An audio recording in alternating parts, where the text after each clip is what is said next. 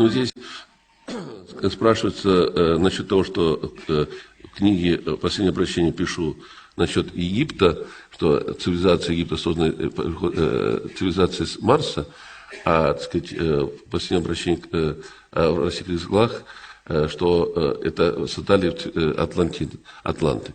То есть, где есть ошибка и так далее. В принципе, ошибки нет, потому что и то, и другое создано одной и той же цивилизацией.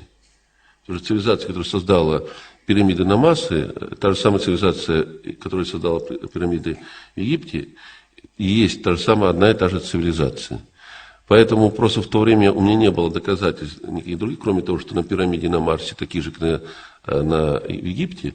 Поэтому была часть законодательства использовал. Когда мне расширились доказательства, которые можно применить, я применяю другие доказательства. Это не ошибка, а из-за того, что невозможно использовать полностью ту информацию, которая есть. Почему? У меня есть много разной информации. Но, понимаете, если я буду излагать эту информацию, то мои же враги тут же потребуют. Где доказательство, что это так?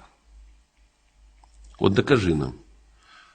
А ты не можешь доказать, значит, это ложь. Поэтому, для того, чтобы потом это не было использовано, как приходится опираться на то, что можно подтвердить. По мере того, как расширяется возможность подтверждения, расширяется объем информации, которую можно дать. Не потому, что это так сказать, удобнее, а потому что если это не сделать, то тут же заглохнет все, что ты даешь. Потому что тут же начнут говорить, что все это обман, ничем не доказано и так далее. Хотя все существующие сейчас теории, научно признанные, ничем не доказаны вообще. А тем не менее их считают научными. Потому что кому, знаете, когда нужно, они считают, принимают. Когда не нужно, не устраивает, они не принимают. Но то, что я несу, в принципе, ученый мир современный не устраивает. Потому что им нужно меняться. А они не хотят. И плюс ученый мир контролируется тем самым социальными паразитами. И они формировали определенный уровень, чтобы именно через науку тоже нас дурачили с вами. Превращали в баранов. Так что поэтому, к сожалению, появляется больше доказательств. Я расширяю ту информацию, которую выдаю.